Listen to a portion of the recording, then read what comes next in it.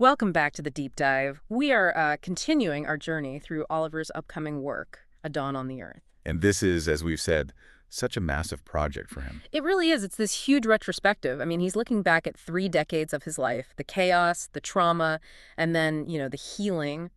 All of it is building toward his 50th birthday in 2026. It's not just another album. We really have to see it as his legacy statement. Yeah, that framing is so important.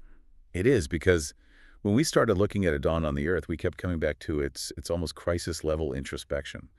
Oliver's really trying to balance the internal violence of his past. Which was just so brutally laid out in A Night on the Earth. Exactly. He's balancing that with the stability he's trying to build now. The whole mission of this record, and he said this himself, is about finding and, I think, securing that hope, making it permanent, securing a legacy for his daughter, Marina. And that's the tension we keep circling back to, isn't it? How permanent is that stability? Is peace just, that fragile day-to-day survival we heard in a track like For Another Day? Or is it something more robust? Is it that unconditional commitment we heard in Till the End of Time? It's a huge question. It is. And the track that we've gotten so many notes about, the one we're diving into today, is Fight for a Dawn to Break. Ah, yes. It's placed so deliberately right in the middle of the album. It's like the album's philosophical and spiritual fulcrum. A fulcrum, I like that. And our sources describe it as this powerful anthem against violence and war, which, I mean, that's a massive thematic pivot for him. A huge pivot. Up to this point, we've been tracking Oliver's very private conflicts, the specific relationship trauma, the lies, the self-destruction, that constant running, just the struggle to figure out what home even means. And now all of a sudden we're shifting. We're going from this intensely interior landscape of personal betrayal to this broad social, almost political mandate. It's universal. It feels like Oliver's personal journey is finally leaving the orbit of the self and entering, the collective consciousness. And that right there is the core of our deep dive today. That's our mission. Right. We need to analyze how this external societal fight against global sorrow connects back to his own painful personal journey. Right. How do you get from the night of his internal chaos to this hoped-for dawn of stability for everyone? How does achieving that profound personal clarity suddenly translate into a global call to action? That's the question. I think that paradox, turning personal growth into a universal mission, that's really what defines his idea of legacy. I agree. If his old work was about defining himself through his deepest wounds, which it absolutely was, then this new work is about defining the healed self through its responsibility to the world. He's taking the clarity he fought so hard to win, that survival of his own personal darkness, and he's applying it to the collective struggle. So it's moving from asking, who am I now that I survived? To asking, what must we do now that we are here? It's a profound shift. It's the ultimate statement of agency, really. It is. He's telling us that true personal stability isn't just about being resilient yourself. It's about actively trying to stabilize the world around you. You can't really be at peace if you're just focused on yourself while everything else is on fire. Okay, so let's start at the very beginning. Let's unpack the opening stanza of Fight for a Dawn to Break. It immediately sets the scene of collective uncertainty that feels massive, but also disturbingly familiar. It does. The opening lines create this incredible backdrop of social paralysis. He says, the streets are empty.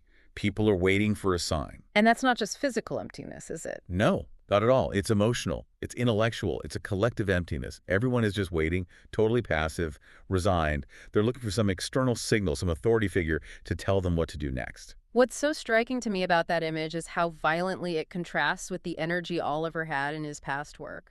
How so? Well, when he was angry, he was so aggressive, so demanding. Think about the raw certainty in You Lost My Love. Or when he was desperate for connection, he had this intense self-control, like putting chains on my soul so it won't run away and you're my home. Those were high-energy, high-agency actions. Exactly. And this scene, this empty street with people just passively waiting, it's the complete antithesis of that. It absolutely is. It echoes that atmosphere of resignation and futility that defined his lowest points in A Night on the Earth. But now it's not just him, it's scaled up globally. I keep thinking about Laughing in the Rain. Yes. The character in that song was so disappointed, so emotionally exhausted that all he could do was stand in the rain and laugh at how futile it all was. He was just waiting for the storm to pass. He wasn't trying to steer the ship. Or even worse, that passive neediness in Tell Me Why. Oh, that's a great connection. In that song, he was demanding answers from someone else. Tell me why I feel so empty, make me live again. Yeah. He wasn't looking for his own agency. He wanted someone else to provide the sign, to provide the solution. To just inject life back into him. Right. And now in this new song, that same paralysis, that same waiting for a savior, is presented as a universal condition. Yeah. Everyone is empty. Everyone is waiting for someone else to make the first move. And the lyrics then immediately introduce this sense of danger, this existential questioning. It forces the listener and the collective us to confront this crisis. He says, there is no safety who will be first to cross the line. And when Oliver says there is no safety, we have to pause. We have to connect this directly to his own life because that context gives the line this incredible weight. You mean his youth? Yes, our sources consistently say his youth was ruined by Yugoslav wars and the sanctions. For Oliver, growing up in that world in the 1990s, no safety wasn't some metaphor in a breakup song. No, it was his daily reality, societal collapse, war, economic chaos. It was concrete. And that lived experience grounds the anthem in trauma. He's not lecturing us from a place of comfort. He's speaking from the trenches of his own youth, where personal tragedy and global crisis were the same thing. And that history, that lived trauma, it gives him the authority to ask the next question, doesn't it? Who will be first to cross the line? It's a direct demand for agency. That's what it is. If there's no safety, then waiting around is the most dangerous thing you can do.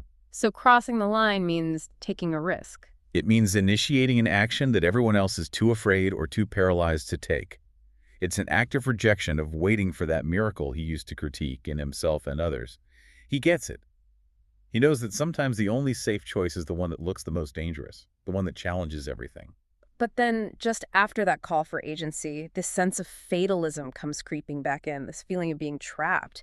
It feels like the biggest psychological challenge the song has to overcome. It is. The lines are, is there tomorrow? Are we just stuck in a queue? We all hear sorrow, and we all want to see something new? That image, stuck in a queue, it's so profoundly fatalistic. It really is. Yeah.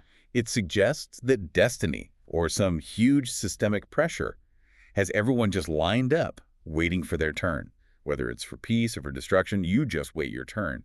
It strips away all individual effort. And what's so wild here is the callback to his own history. This isn't a new image for him, is it? Not at all. It is lifted almost word for word from one of his rawest, most nihilistic tracks ever. The 1996 demo, The City of Death. That's the one. The heavy metal track that just captured the absolute bottom of his post-war youth. And it had that devastating line, all the souls are waiting in line. So he's pulling from his darkest moment. And that's where it gets really interesting, because that 1996 demo was the definition of powerlessness. It was just this feeling of being a number, waiting to be processed by a brutal system. So this new song, Fight for a Dawn to Break, it acknowledges that same core feeling. It's the historical echo of being stuck in a queue from 30 years ago. But, and this is a huge, but unlike the total nihilism of that old demo, he immediately counters it. He gives us this universal, unifying desire. Yes, we all hear sorrow, and we all want to see something new. It's brilliant. It is. He validates the feeling. He says, yes, the fatalism is real. We feel stuck. We feel sorrow. But then he instantly pivots to a shared hope. That collective we all want. That is the very first step toward rejecting the fatalism. So the darkness might feel universal, but so is the desire for light. Precisely. The solution to this historical queue of sorrow isn't some miracle. It's unified human will. And that transition from shared sorrow to shared hope just sets up the chorus perfectly. It gives us the source of that hope, using that really powerful, familiar idiom. The mantra itself is simple, but in the context of Oliver's entire body of work, it's just loaded with meaning. The night is darkest before dawn. I mean, the album is literally called A Dawn on the Earth. So it's not just a cliche, is it? It's the conceptual hinge point for the entire retrospective. It signals his definitive pivot away from the internal chaos of A Night on the Earth. He had to live through those deepest points of personal crisis, those lonely, dark hours, to earn the right to even define what dawn means. He's moved from passively suffering through the night to actively fighting for the dawn. Right. But the massive psychological breakthrough, the thing that justifies the whole fight, comes right after that line. It's the definitive rejection of all his old coping mechanisms. Instead of searching for escape, we could just embrace it all. We simply cannot overstate how significant that one couplet is for the character we follow through. A Night on the Earth Searching for an escape was his Yeah. his default survival strategy. Let's really unpack that escape mechanism because it took so many different forms in his past work, didn't it? Oh, absolutely. His history is just a relentless search for deferral or oblivion whenever he was faced with a brutal reality. Okay, so what's the first kind of escape we see? I'd say the most common was a sort of cosmic, fantastical escape. You remember in Lies and Lies, when he finally accepts that his whole reality, his relationship, was a lie, his mind immediately goes for the ultimate escape hatch. He dreamed of finding himself walking in some other constellation of the sky. Exactly. He literally wanted to leave Earth and its pain behind, just abandon it all. And what was so tragic about that fantasy was that it was immediately invalidated. His own longing for the person who hurt him kept him chained right there. The cosmic escape was a total fantasy. It couldn't work, So that failure to escape reality led to the next, more common kind of escape. which was temporary oblivion through sleep, through unconsciousness. Yes, I know, sleep was originally a refuge, right? A quiet place where he could escape the day and dream she was with him. It was a retreat. But then as the trauma got worse, that retreat became toxic. It did. Sleep stopped being a friend and became, well, hostile territory. By the time we get to For Another Day, he calls sleep a scary place, a place where the old stories and his ghosts are actively trying to make him fall and burn away. The sanctuary became the battleground. The ultimate battleground. Yeah. The internal fight was literally about surviving the night. So we have cosmic escape, we have unconsciousness. What's the third type? The third type was temporal escape, deferral, putting things off. Also in Life and Lies. Right. He kept postponing action, telling himself maybe next time he would do things his way. He just kept kicking the can down the road, hoping that if he delayed the confrontation, the pain might just disappear, or a solution would magically appear. So if you look at the data, cosmic travel, unconsciousness, postponement, they were all strategies designed to avoid the painful, messy, immediate present. They were all ways of searching for the path of least resistance. And that is why Embrace It All is the definitive psychological breakthrough that anchors this entire album. It means abandoning the search for an easy way out. And instead fully accepting the chaos, the pain, the struggle, the full weight of reality right here and right now. It is the definitive choice to engage rather than to seek oblivion. He's choosing active reality over passive fantasy. And it's that acceptance, that embracing of the mess that unlocks the core mission of the track, repeated twice for emphasis. And fight for a dawn to break. Just fight for a dawn to break. And you have to note that verb. It's stark, it's definitive, it's persistent. Fight. He doesn't say wait for a dawn to break. Or hope for a dawn to break. Yeah. It's an active, definitive verb. It elevates this from a wish to an obligation. This is agency applied externally. He's taking the self-possession he found inside and setting it loose on the world's problems. We have to connect this directly to his previous fight for survival. We have to. Remember, the final lyrical track on the last album, For Another Day, was about his desperate internal struggle. He was just fighting his ghost to survive another 24 hours. He needed his partner's quiet grace just to make it to the morning. That was a defensive, reactive fight for personal survival. The contrast is so vital. That was a fight to manage trauma and find a safe retreat. This new fight is proactive, it's goal-oriented, and it's externalized toward a collective future. He's arguing that if personal peace requires a constant internal struggle, Then social peace, the collective dawn, demands a constant external struggle. The fight isn't a temporary thing. It's the enduring condition necessary for the dawn to even exist and be sustained. wow, it completely redefines his purpose. He survived his own night, not just for himself. But so he could show others how to fight for the dawn. So after establishing this non-negotiable mission to fight, the second stanza immediately shifts to the global problems that make this fight so necessary. It acknowledges that deep uncertainty that fuels paralysis. Yes, the lines are, we hope for the future. What will it be? Will it be kind? There are no solutions. I think it's something we must find. The hope there is so mixed with fear, isn't it? A fear that the future might just be a repeat of past trauma. But that core statement, there are no solutions, that feels so counterintuitive. It's counterintuitive, but it's incredibly powerful. If this song were defeatist, that line would be followed by resignation. But it's not. It's followed by a statement of collective agency. I think it's something we must find. So it transforms nihilism into a challenge. It does. It's that rejection of passive waiting all over again. It explicitly rejects the idea of waiting for some external entity like the partner who is supposed to provide all the answers, or the political system that's supposed to magically fix itself. Or the miracle he once hoped would change things in Life and Lies. Exactly. It shifts the responsibility entirely back onto the collective us. The solution isn't going to be handed down from on high. It has to be actively sought out, worked for, and found by people working together. It's the ultimate rejection of deferral. It is. If you want the dawn, you have to fight to find the solution that will break the night. And to make sure this fight is motivated by more than just abstract ideas, the song then dramatically raises the emotional stakes with this raw, specific imagery. Yes, we get those devastating visceral lines. Children are dying. We don't want to believe women are crying. This isn't just a generalized critique of war. No, it's focusing on the most innocent victims and the most fundamental source of pain, the loss of life and the grief of mothers. The violence is no longer an abstract geopolitical game. It's measured in undeniable human cost. And given Oliver's own story, this has to be a non-negotiable emotional catalyst for his legacy project. He grew up in the chaos and loss of the Yugoslav wars. He knows what conflict does to people firsthand. And on top of that, we know his primary motivation for A Dawn on the Earth is to secure a peaceful world for his daughter, Marina, and for her generation. So the image of children are dying and women are crying. It's a direct emotional trigger that forced him to take a stand. He can't define his legacy of peace without directly confronting the external violence that threatens the very people he's trying to protect. It's the ultimate connection of the personal to the political, isn't it? His personal history of chaos and his love for his daughter link directly to the global chaos of today. He's fighting externally to protect the fragile peace he finally built internally. And that urgent, undeniable motivation leads him to the crucial psychological tool he thinks we need to overcome the paralysis of fear. Anger. Anger.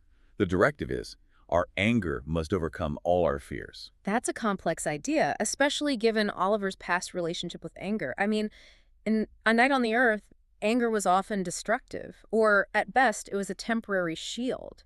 How can we trust it now as a constructive social force? That is a fundamental question, and we have to address it. Oliver's emotional arc absolutely requires this nuance. You're right. In A Night on the Earth, anger was defensive. It was a toxic reaction to betrayal. Like in You Lost My Love. Exactly. In that song, anger, fueled by betrayal, gave him the functional clarity he needed to force a break. It was a shield, but it was also a consuming fire that probably caused a lot of collateral damage. It was designed to push toxicity away, to enable an escape. So back then, anger was a tool for isolation and survival. Precisely.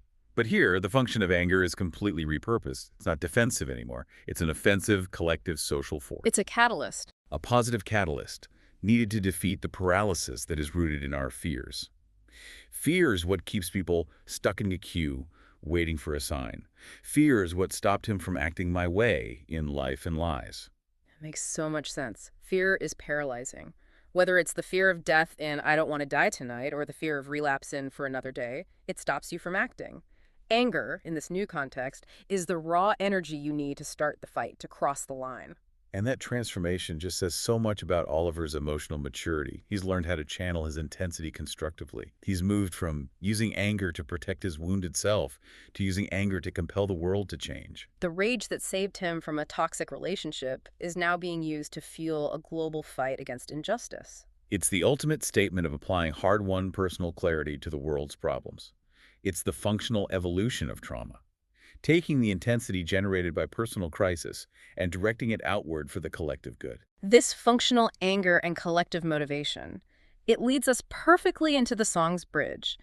This is where Oliver almost steps outside of the song to offer a kind of meta commentary, right? Yes, he's addressing the listener directly about the universal need for this struggle. And the lines are just so powerful. We can pretend that we don't know this song, but we are all humming to this song all along.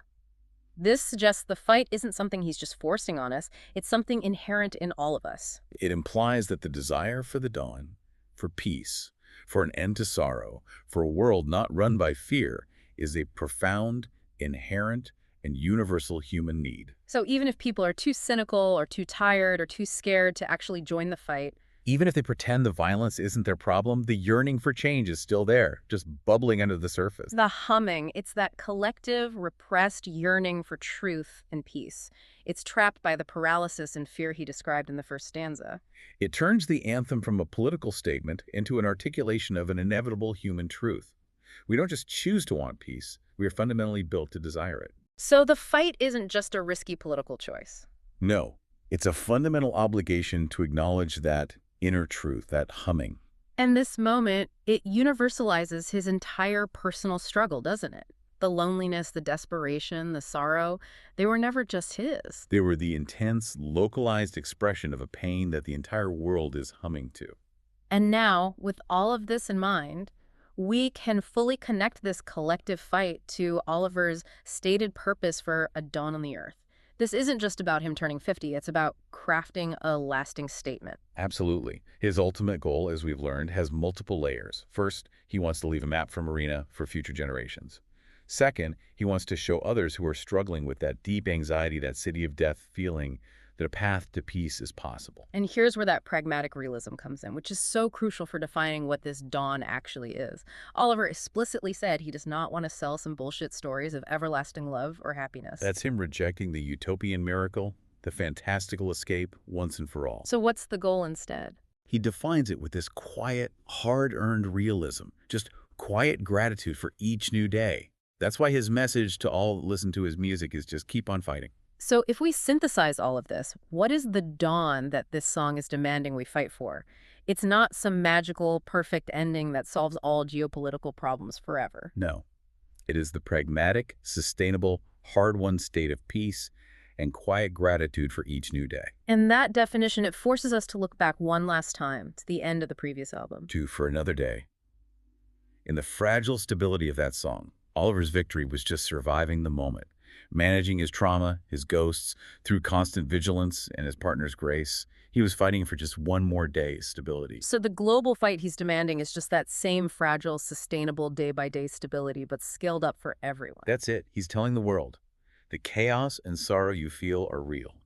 But the only way to earn the quiet gratitude of a new day, free from violence, is to reject the temptation to escape and commit to the ongoing active struggle. The fight is the price of that realistic, non-utopian peace. It's a sobering conclusion, but it's also a hopeful one. Oliver is basically defining maturity not as the end of conflict, but as the wisdom to know which conflict to embrace and how to channel its energy productively. The fight for the dawn is a daily, collective commitment to vigilance. Fight for a dawn to break really stands as the mission statement for the second half of Oliver's life, doesn't it? It takes the deeply personal, hard-won clarity he found after surviving the chaos of A Night on the Earth, The rejection of escape, the acceptance of the struggle. and applies it externally to the grand, persistent problems of our society. It proves that the album's whole goal, looking back at life, assessing current life, and peeking into the future, is a success. The intense self-assessment of the past 30 years doesn't lead him to self-absorption. It leads him to a clear-eyed collective command. Don't wait. Don't escape. Embrace the difficulty. And fight persistently for a difficult but attainable hope. The ultimate shift here is just magnificent. Oliver's focus has moved from that personal crisis, from asking, who am I with my trauma, to this collective, outward-facing mandate. What is our role in stabilizing the world?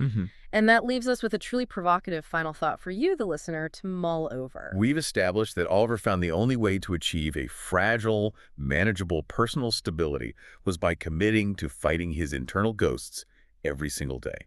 He did that in For Another Day. So this anthem, Fight for a Dawn to Break, suggests that true sustainable peace on a global scale can only be achieved by committing to fighting the world's external ghosts. The violence, the sorrow, the paralysis on a persistent collective level. So here's the question. Does the universal dawn require a continuous, non-escaping global fight to be sustainable? In Oliver's world, it certainly seems that enduring peace is not a destination, but a condition of constant unified battle.